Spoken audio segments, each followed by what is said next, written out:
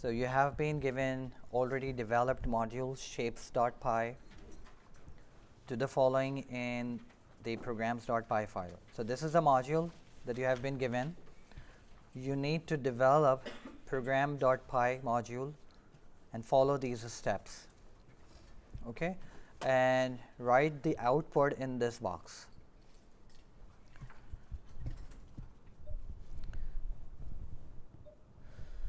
Okay, so let's get to the solution.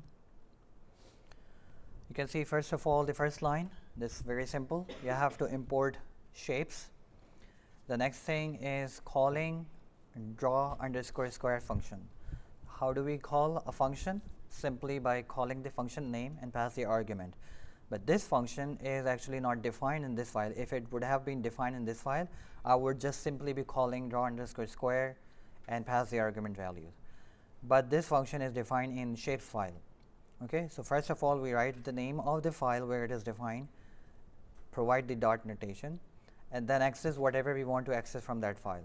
If it is a draw_square function that we want to use, or if it is draw_rect function that we want to use, so we can call anything by using dot notation.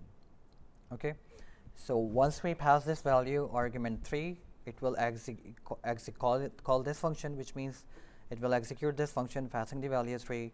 So these for loops, the nested for loops will run and it will print CR. So this is the output that will be printed, hash hash hash 3 times because you are passing value 3. So the nested for loops will be running 3 times 3. So 9 hash values will be printed in this fashion. Okay. Next thing what you want to do is update the value of CR. So CR equals $. If you would be using only CR here, it would be considered as a variable named here in this file only. Okay, but you want to update this value here so that you can, when you call the function, it will be using the updated value. The same method would be using the updated value of CR.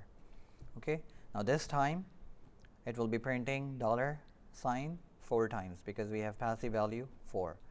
So nested for loops will be running 4 times. Okay, any question here? Good. So let's proceed.